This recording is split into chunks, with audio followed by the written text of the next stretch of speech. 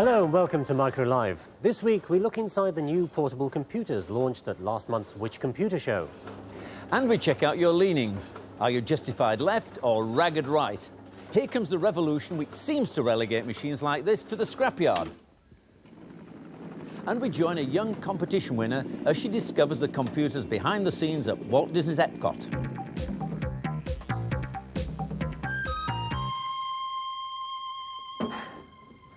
This is the industry standard personal computer, the IBM PC. It's quite a weight to move from room to room, mainly because of this, the screen. If you want to make a computer more portable, then the TV type of screen has got to go. When the first lightweight portables were launched, they looked like this. They were small in every way, small memories, small capabilities, and of course, small screen. The flat screen was an LCD, a liquid crystal display, but rather difficult to see from some angles. And it's the better flat screens that have just become available that have helped to make portables a more interesting proposition. This year at the Which Computer Show, at least 5 new portables appeared, some of which could leave the old IBM standing. Here, for example, is the Toshiba T1100 Plus. Now, despite its size, it's a full IBM-compatible machine. And its screen uses a new LCD technology called Super Twist. Now, this here is liquid crystal. Now, on all liquid crystal displays, the crystals appear light or dark depending on their orientation. In other words, how much they're twisted. By fine-tuning the chemical composition of these crystals and by increasing their twist, researchers have been able to dramatically increase both the contrast and the viewing angle, especially on bigger displays like this one.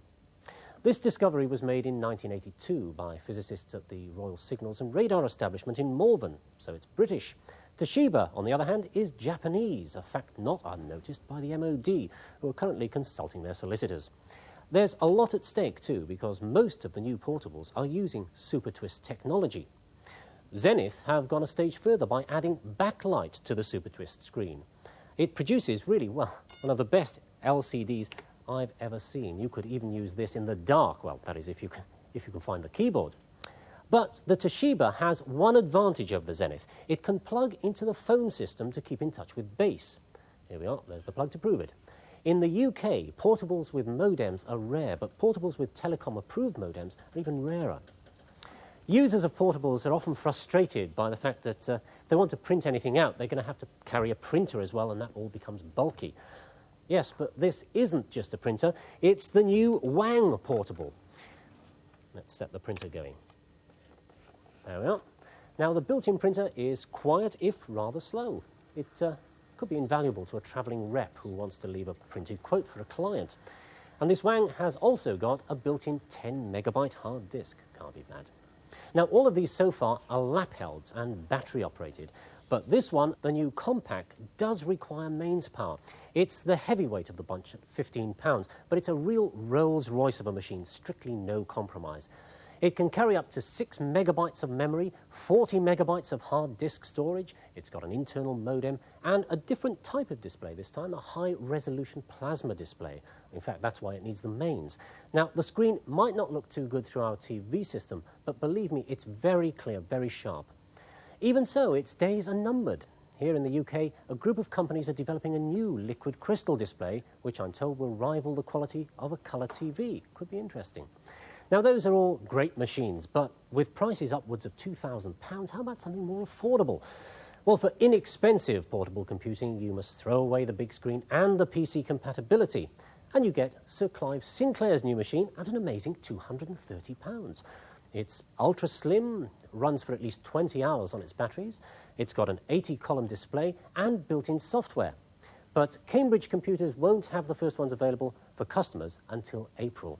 Of course, that doesn't stop them asking for your money now. It seems all rather familiar, doesn't it? When the machine really does appear, if it has the specifications they claim, it could turn out to be a very good buy. But if you're going for a portable, a word of warning. Last week, an academic took a portable with him on a drive to Germany. But he was stopped at the Belgian border and told he'd have to pay 700 French francs if he wanted to take the machine across. Needless to say, he left it on the border. So, if you want to take a portable abroad on business, watch out. In this case, the French were suspicious that the Micro was for resale abroad.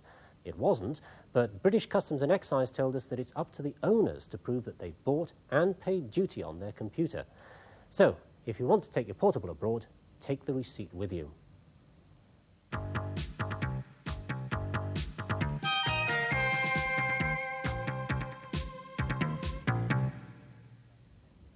About this time last year, we told you about an essay competition on the uses of computing, which has been run by the Association of Young Computer Enthusiasts.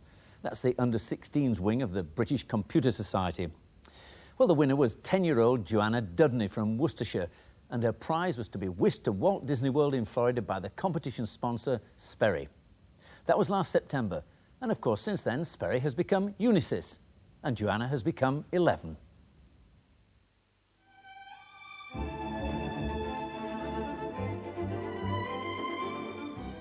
The very name Walt Disney conjures up images of magic castles, underwater adventures, and innocent family fun.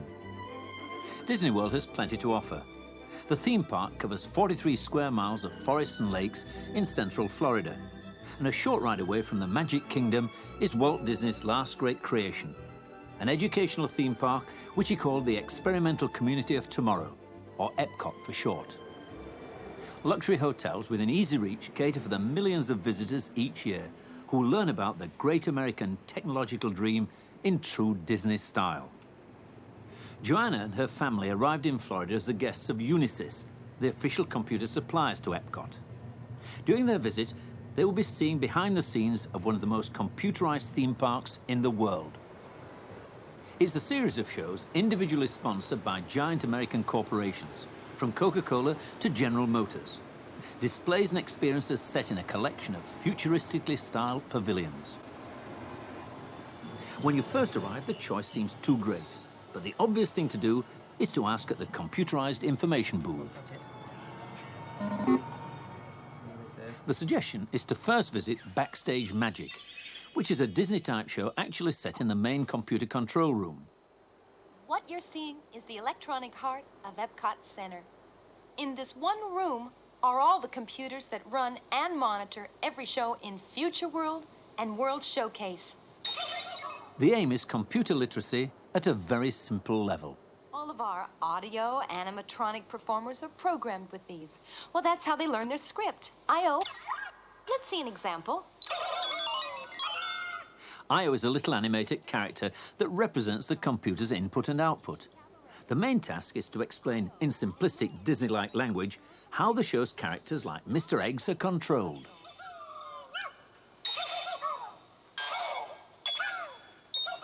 Hold it, I.O. Let's follow the script. The special effects of this show, like all the others in the Epcot Center, are monitored and controlled by one of the computers within the room.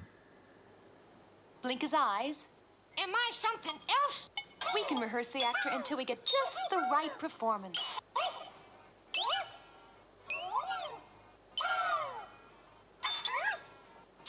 Thank you, Mr. Eggs. You too, I.O.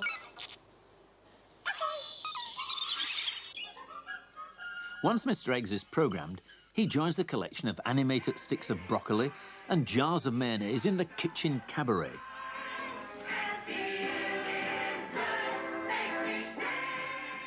The show extols the virtue of healthy eating in the pavilion sponsored by a famous food manufacturer.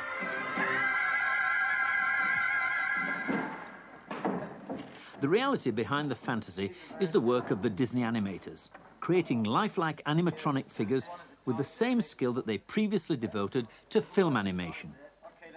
Each large movement is subdivided into sequences of 24 small movements a second, which is the same rate as film animation. The characters' movements are made by computer-controlled hydraulic or pneumatic control systems. The director tests the sequences for realism and reprograms the movements as necessary. A Data General computer at Epcot Central will finally run the sequences as a complete show. But that show may be in a pavilion anything up to half a mile away. Keep your hands up. This means you. This is called passing the hat. So there needs to be a totally separate system which monitors the movements of the animatronics figures. A Unisys computer checks that the events are happening as planned. If there are any problems, say a leak from a hydraulic joint, the operators in Epcot's central computer room will be alerted at once. There are over 300 separate applications of computer technology at Walt Disney World. From the moment guests book accommodation, they become data. Photoelectric cells count the numbers of guests entering and leaving pavilions. The food supplies are ordered based on expected demands, and extra staff can be reallocated or even caught from their homes to cope with unexpected crowds. To cope with the large amount of data, Epcot Central is linked through a wide area network using optical fibers to measuring equipment throughout the complex.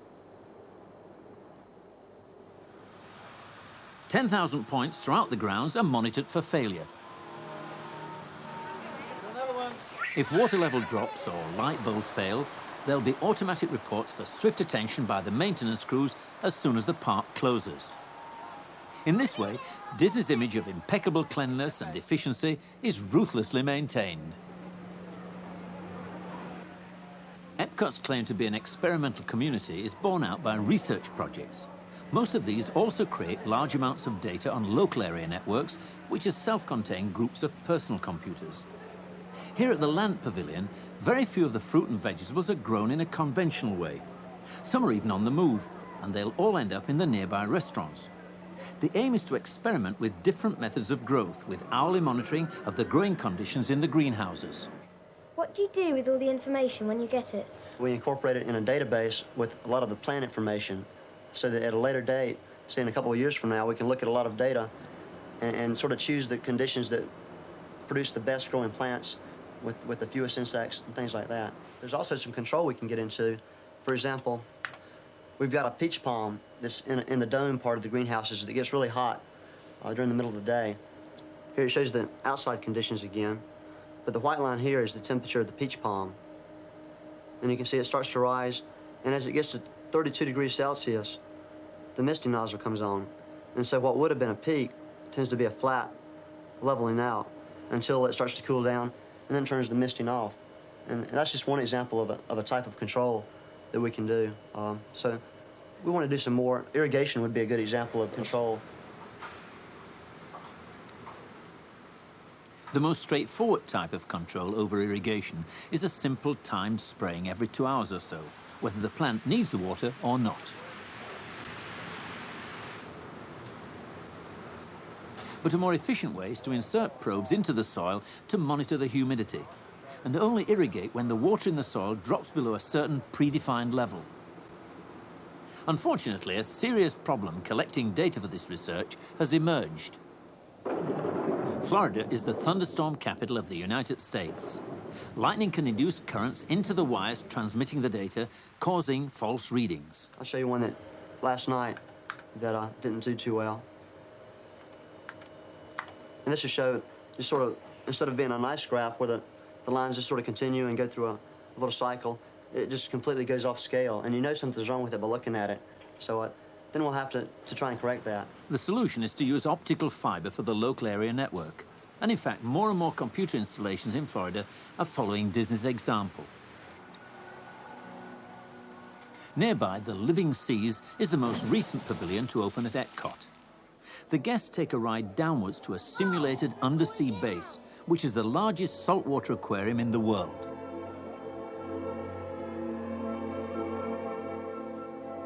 The divers are zoologists, working with another local area network of personal computers.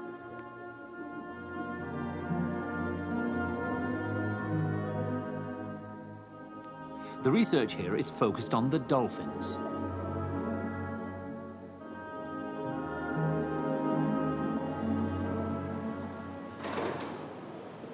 This is the Dolphin's Sperry computer. It has a file-keeping system that we keep on a little floppy disk here. And every time we do a training session with the dolphins, they learn certain behaviors. They are rated on all the things that they learn. It's like going to school and getting grades. And we keep track of their grades and their records on the computer.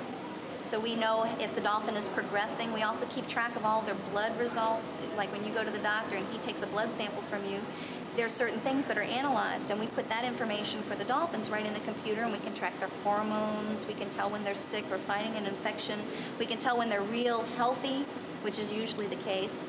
And in fact, some of the things that they're learning are to help us. They'll actually give us their tail so we can take a blood sample and then put those records into the computer. What's that microphone for? That's a good question. It's the operator microphone.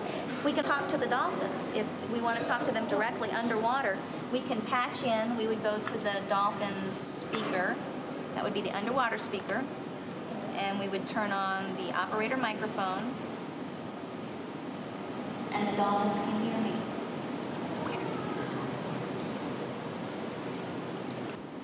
Good girl. Okay, why don't you take those fish and just feed her, start with that. So, the PCs are mainly used for data analysis and control. But the dolphins are intelligent creatures, and the trainers are even experimenting with ways of allowing them to control their own environment. We have the hydrophone, which picks up the dolphins' noises, and the dolphins will eventually become computer programmers through that hydrophone. They'll make noises. The voice recognition system in the computer will hear those noises, and then based on the noise that it hears, it'll turn on an environmental event. So let's say Katie goes squeak, squeak, and the hose will come on. After a couple of times going squeak, squeak, hose, it's going to begin to click. Gee, every time I make this noise, this thing happens. They've also made a simple input device for the dolphins. It has suction cups, so it can be put down underwater and stick on to different things. Then on the other side, they have buttons that they can push, and it fits a lot better than keyboards. They can't type on a keyboard, so they just push those buttons. Would you rather have them use the keyboard or sound? Well, I think we'd rather them use the sound to contact the computer because the noises that they make are more natural to them than pushing buttons. It would be a lot easier for you to talk verbally to your computer than it would be for you to type. And the same for them. And in designing computers, you have to make them dolphin friendly.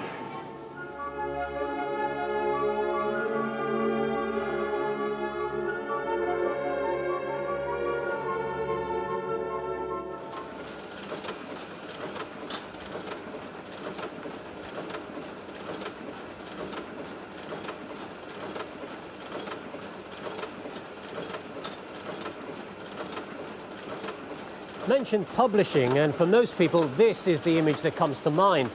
Until recently, this is the kind of machinery you'd need to get a decently printed page. The page is created by photographing what you want to print and etching it onto a metal sheet. In fact, rather like this one, which is then wrapped around the cylinder in here. I'll just spin this around, and we'll see the cylinder. There it comes, and indeed, that is the metal sheet. Now, the cylinder itself is inked by these rollers, and the image is transferred via this rubber-covered drum down onto the paper. Now, believe it or not, this is the easiest part of publishing. The real time waster is creating the original piece of paper to be photographed. By the time you've worked out what you want and where to put it, then you've made a few changes, given it to the printers, checked it, rechecked it, probably changed your mind, you might have lost 3 months. But there was no alternative if you wanted to get something better than typewritten.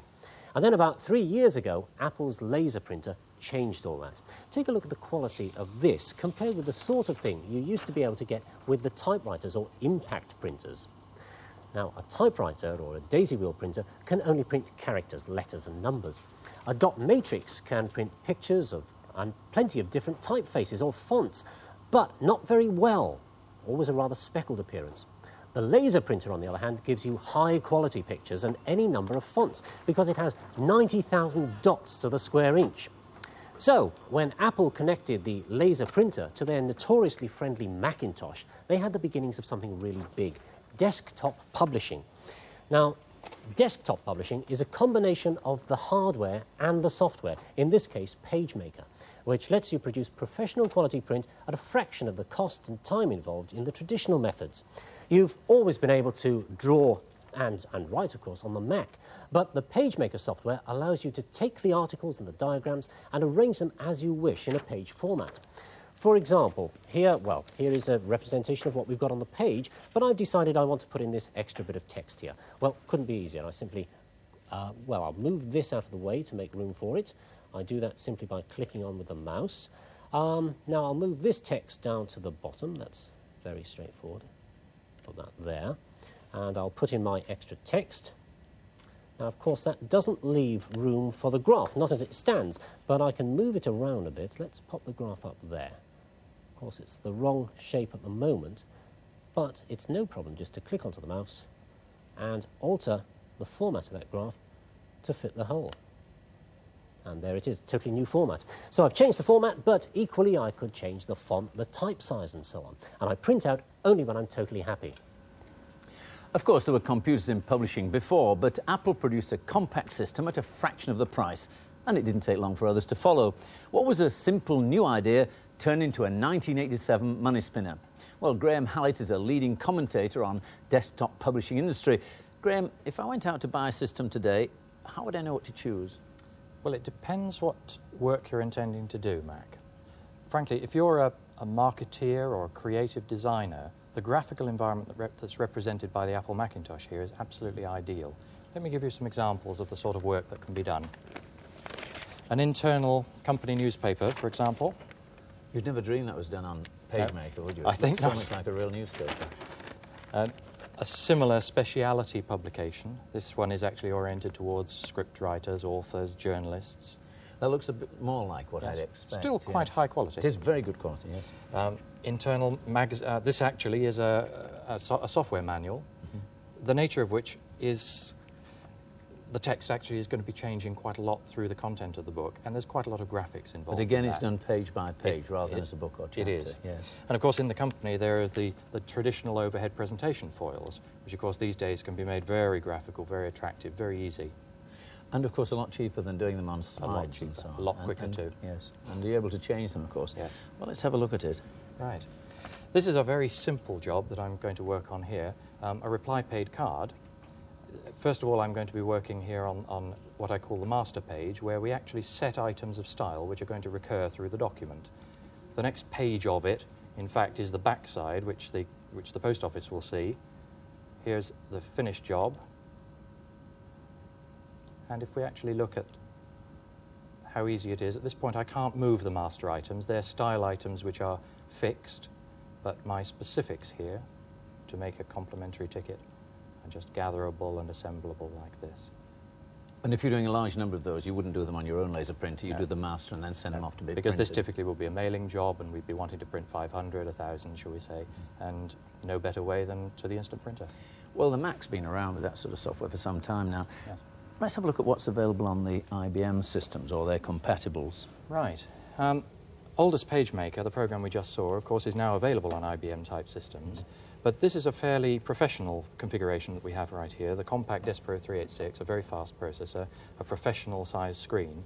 And in fact, this is a different package called the Xerox Ventura Publisher, which is more oriented towards longer document production, such as a book.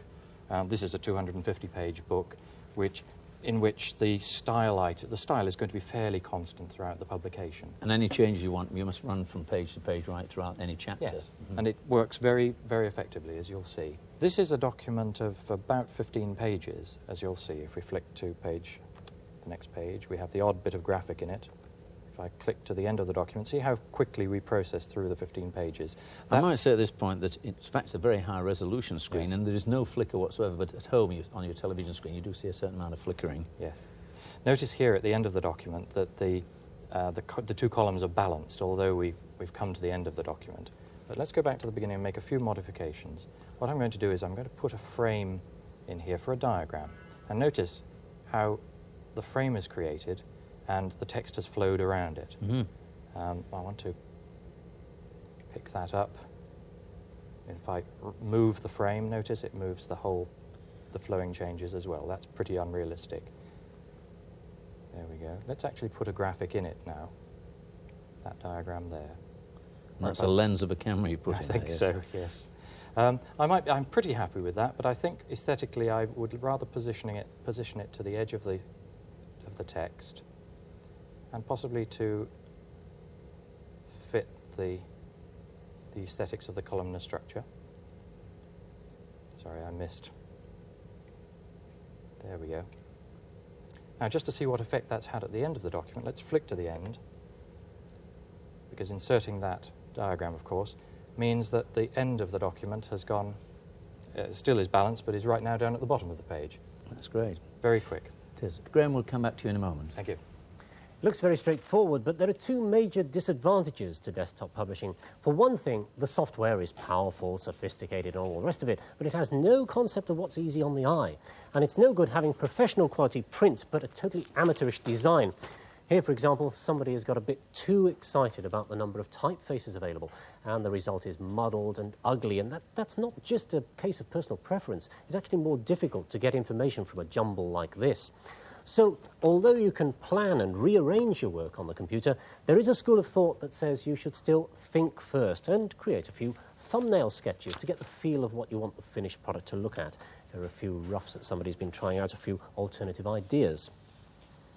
Now, the other problem is the false sense of security you get from the friendly software and, dare I say it, the beautifully produced manuals. Now, they're all very glamorous and impressive, but sometimes less helpful than they look.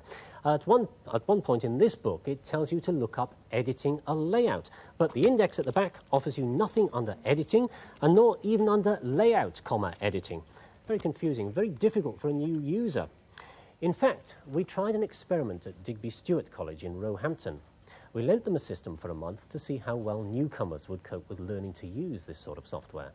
Well, some prospective users took one look and refused to touch the equipment, but those who did have a go agreed that it took time just to understand what was possible, let alone how to do it.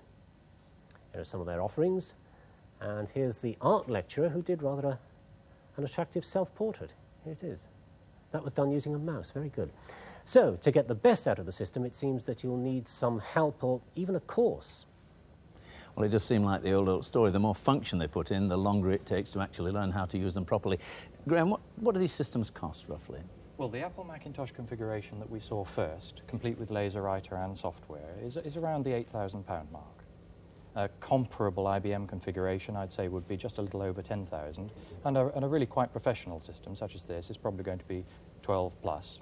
But that includes the laser printer as well? Yes. Yes. How much does that cost? Somewhere between as little as 3,000 and 5,000. Uh-huh. But also you've got a page print cost in that, haven't you? Yes, you have. The cost of consumables effectively is it, and one can reckon, generally speaking, about 3p a page. So that's why for large runs you have to do them in another way. Yes. Now, how do you justify having a laser printer? Well, in the days of networks, of course, although that is quite an expensive cost, if a group of 3, 6, 10 users, which is perfectly practical, can share one laser printer, then frankly, you're in the sort of region per workstation of a dot matrix printer. And different groups can actually use it? Yes, and I think that's a very important factor about desktop publishing, that it is really a work group activity. By the nature of things, some people are very good at creating words, some are better at graphics, and then of course you have the people who are good at design and actually laying out a page and finishing the product. Thank you very much, Graham. Well, for all their virtues, laser printers can't rival the conventional printing press, not for economy on long runs. But last year, Mitsubishi announced this new paper, which can be printed on by the desktop publishing system via this image processor, which costs £10,000 or so.